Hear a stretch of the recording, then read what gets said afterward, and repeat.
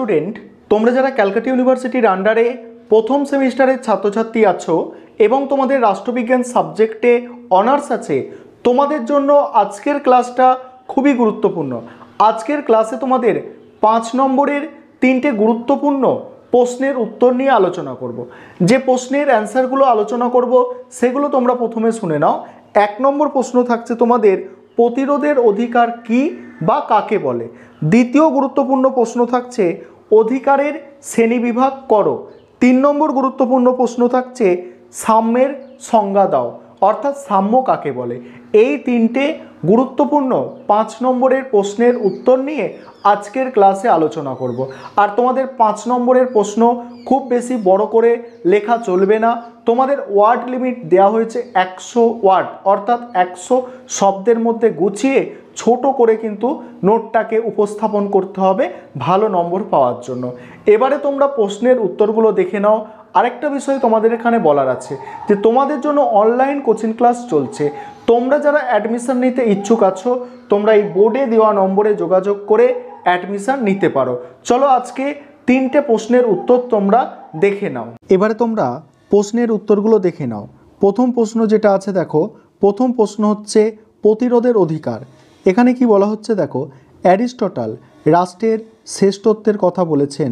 অধ্যাপক ল্যাস্কিও বলেছেন, রাষ্ট্র হলো সমাজে সৌধের চূড়া, অথচ আমরা দেখেছি মানুষ রাষ্ট্রের বিরুদ্ধে বিদ্রোহ করেছে, সরকারের কাজকর্মকে প্রতিরোধ করেছে।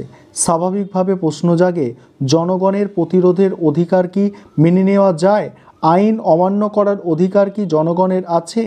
একদল রাষ্ট্রবিজ্ঞানী মনে করে রাষ্ট্রের বিরোধিতা বা প্রতিরোধ করা উচিত নয়।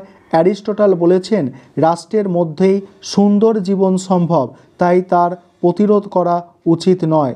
রাষ্ট্রবিজ্ঞানী হেগেল বলেছেন, রাষ্ট্র হলো পৃথিবীতে ঈশ্বরের পদক্ষেপ, তাই রাষ্ট্রের বিরোধিতা করার অর্থ হলো ঈশ্বরের বিরোধিতা করা। রাষ্ট্র ব্যক্তির বিকাশে সাহায্য করে, তাই তার বিরুদ্ধচারণ করা উচিত নয়। তারপরে কি বলা হচ্ছে দেখো, অন্য একদল চিন্তাবিদ মনে করেন রাষ্ট্রের প্রতিরোধ করা অন্যায় নয়। অধ্যাপক গ্রিন বলেছেন, রাষ্ট্রের কাজ হলো ব্যক্তির বিকাশ ঘটানো। রাষ্ট্র সেই দায়িত্ব পালনে ব্যর্থ হলে নাগরিকরা তার বিরোধিতা করতে পারবে। মার্কস বলেছেন, রাষ্ট্র হলো শ্রেণী শোষণের যন্ত্র। পুঁজিবাদী সমাজে মালিক শ্রেণী রাষ্ট্রের ক্ষমতা দখল করে রাষ্ট্রযন্ত্রকে নিজের স্বার্থে ব্যবহার করে। রাষ্ট্র যতদিন থাকবে ততদিন শোষণ ও অত্যাচার থাকবে, তাই সর্বহারা শ্রেণী নিজেদের অধিকার প্রতিষ্ঠার জন্য রাষ্ট্রের বিরুদ্ধে বিদ্রোহ করবে। এই বিদ্রোহ বা বিপ্লব মুক্তির একমাত্র পথ।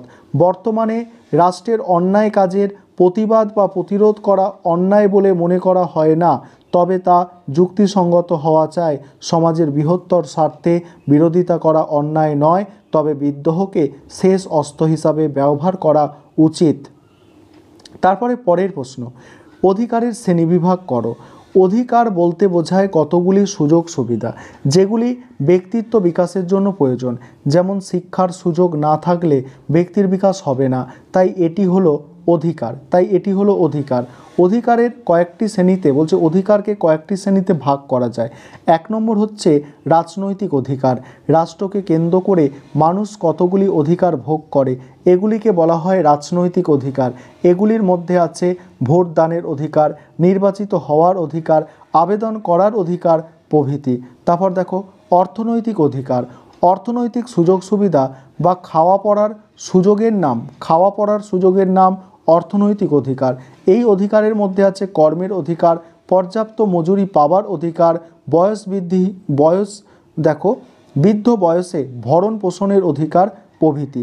তারপরে দেখো পৌর বা সামাজিক অধিকার। সমাজের সদস্য হিসাবে ব্যক্তির বিকাশের জন্য প্রয়োজনীয় সুযোগ সুবিধার নাম পৌর বা সামাজিক অধিকার। এগুলির মধ্যে আছে জীবনের অধিকার, সম্পত্তির অধিকার, স্বাধীনতার অধিকার, ধর্মের অধিকার প্রভৃতি।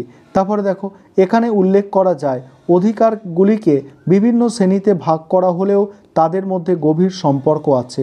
যেমন অর্থনৈতিক অধিকার না থাকলে রাজনৈতিক অধিকার মূল্যহীন হয়ে পড়বে। আবার অধিকার স্থিতিশীল নয়, সমাজের পরিবর্তনের সঙ্গে অধিকারের পরিধির পরিবর্তন ঘটে। তারপর দেখো সাম্যের সংজ্ঞা দাও। পরের প্রশ্ন, সাম্যের সংজ্ঞা দাও। সাধারণভাবে সাম্য বলতে বোঝায় সকলে সমান, কিন্তু বাস্তবে সব মানুষ সমান হতে পারে না। মানুষের মধ্যে শক্তির, সামর্থ্যের ও বুদ্ধির পার্থক্য থাকবেই। রাষ্ট্রের কাছ থেকে সকলে সমান সুযোগ সুবিধা ভোগ করতে পারে না। একজন বিজ্ঞানী যে সুযোগ দাবি করে, একজন কৃষক তা পারে না। তারপরে দেখো, রাষ্ট্রবিজ্ঞানে সাম্য কথাটির অর্থ হলো প্রত্যেক ব্যক্তি তার বিকাশের জন্য প্রয়োজনীয় সুযোগ পাবে। এই সুযোগের ক্ষেত্রে কোনো বৈষম্য থাকবে না। কোনো শ্রেণী রাষ্ট্রের কাছ থেকে বিশেষ সুযোগ পাবে না। এই সুযোগের সমতার নাম হলো সাম্য। তারপর দেখো, অধ্যাপক ল্যাস্কি তার লেখা এ গ্রামার অফ পলিটিক্স গ্রন্থে সাম্যনীতি ব্যাখ্যা করতে গিয়ে এই দুটি মূল বৈশিষ্ট্যের কথা বলেছেন। প্রথম হচ্ছে, সাম্যনীতির অর্থ হলো বিশেষ সুযোগ সুবিধার অনুপস্থিত। দ্বিতীয়ত, সকলের জন্য উপযুক্ত সুযোগ সুবিধা। তারপর দেখো, এখানে উল্লেখ করা প্রয়োজন, প্রত্যেকে সমান সুযোগ দিলেই তার বিকাশ ঘটতে পারে তা বলা যায় না। তার জন্য রাষ্ট্রকে দোষ দেওয়া যাবে না। রাষ্ট্র কেবল সকলের জন্য সমান সুযোগ সুবিধার ব্যবস্থা করবে, যাতে তার ব্যক্তিত্বের বিকাশ করতে পারে। এই সুযোগের সমতাকে বলে সাম্য। উদাহরণ হিসাবে বলা যায়, ভারতীয় সংবিধানের 14 নম্বর ধারায় বলা হয়েছে আইনের চোখে সকলে সমান। 15 নম্বর ধারায় বলা হয়েছে ধর্ম, বর্ণ প্রভৃতি কারণে রাষ্ট্র কোনো নাগরিকের প্রতি বৈষম্যমূলক আচরণ করতে পারবে না। এই সমতার নীতিকে বলে সাম্য।